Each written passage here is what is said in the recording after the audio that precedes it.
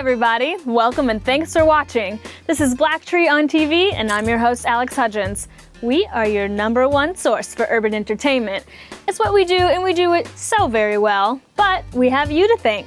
Thanks for watching and making us the hottest new entertainment show on TV. Job security. All right, now let's get things started so we can bring you up to date on what's happening in Hollywood. Here's what we got for you today as we keep the summer scorching. We go ape with the cast of Dawn of the Planet of the Apes. And Andre 3000 channels Jimi Hendrix. Plus, comedian Dane Cook gets animated. And we head to San Francisco for the red carpet world premiere of Dawn of the Planet of the Apes. Okay, but first up, you may not know his name or even his face, but you've definitely seen his work in several big movies like Lord of the Rings, The Hobbit, and King Kong. When it comes to motion capture acting, Andy Serkis is Michael Jordan in the game.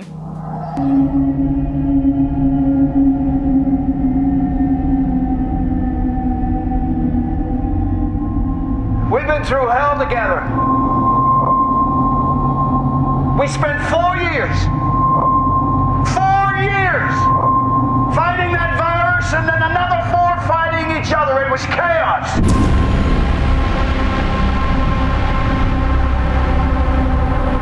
But you all know what we're up against.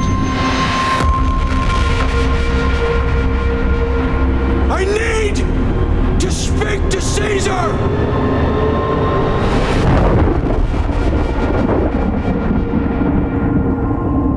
And I want you to know, it's not just about power, it's about giving us the hope to rebuild and reclaim the world we lost.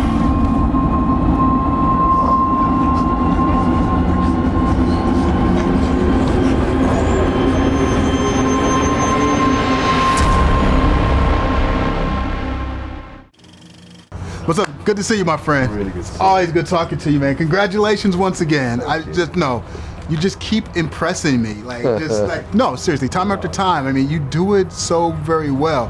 How do you get better at doing the motion capture thing? How do you improve on it? Well, I mean, it's all about the writing of the role. It's a beautifully written script. This really intelligent script, and the way that Matt Reeves and the writers of Mark Bombach have taken the journey of Caesar in this one has been very interesting in terms of his, the responsibility that he carries, his internal conflict, being an ape but actually having been brought up with humans.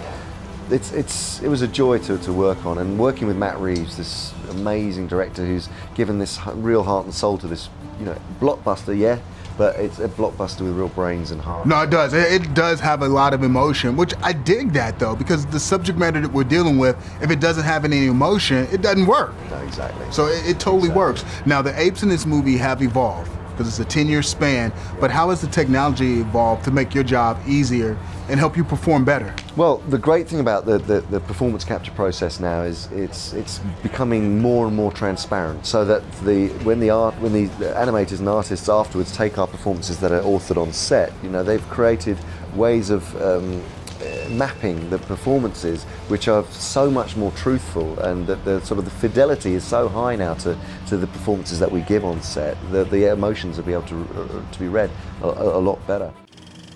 Andy Serkis is incredibly talented. Seriously, those apes really look lifelike. Thanks, Sean. Now, while Sean caught up with the genius who gave the apes such an emotional feel, I caught up with the human cast who must go toe-to-toe with the apes in Dawn of the Planet of the Apes. Okay, so you guys are kind of the survivors. So I want to know, if you were in a real survival of the fittest situation, like who would last the longest? Who would make it? Clark's got the most energy. Yeah, but I feel that you're... I'm a survivor, though. You're a survivor. I'm a survivor. And you're smart, too. Thanks, Gary. So you're just counting yourself out here? Yeah, why are you out of this? Oh, no, I'd be the first to go. I'd be frozen and they'd be coming up, they'd be cutting pieces off of me. Old Clarky there going... You're too thin. You're too thin. Oldman's a bit... He's a bit rough. We tried some Tabasco to go with this. So we're eating Gary Carrie would make it, and then to continue mankind, we'd have to make a baby, and then I have to sacrifice myself.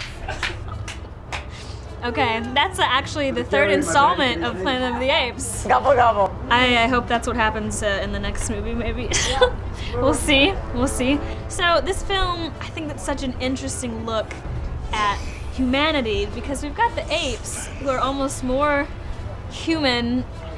Caesar's better in tune with his emotions than I think a lot of the humans in the film. You know. Well, I think it's interesting there, but because Caesar is also, he's an ape. And his apes, you know, he's got gorillas, silverbacks, chimpanzees. He's got, you know, firstborn apes, the second-born apes into this world, and that he's got this human side of him. And he's one of the fewish, maybe, that remember it so clearly, and that he's wondering what side of, you know, as the leader, what type of society he's going to create within his village. And I think that's a real struggle with him, that he goes, particularly when the humans are found to still be existing. I mean, because they could just swing from the trees, you know, or just go back to, you know. Right.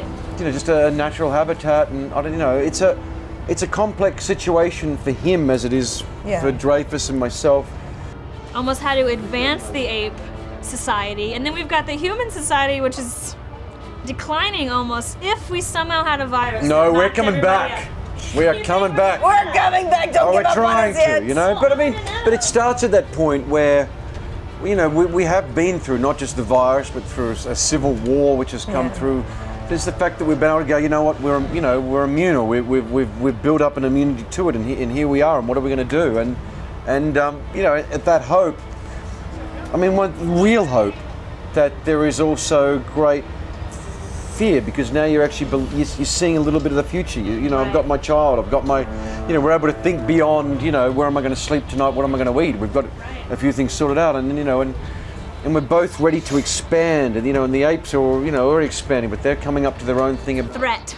Yeah, well, I mean, Coming up, we go sound checking with Andre 3000. Then the rapper and actor channels Jimi Hendrix. Plus, comedian Dane Cook gets animated. And BLACKTREE on TV hits the red carpet at the dawn of the Planet of the Apes world premiere in San Francisco. It's all coming up next on BLACKTREE on TV, your #1 source for urban entertainment. You're watching BLACKTREE on TV, only on Soul of the South.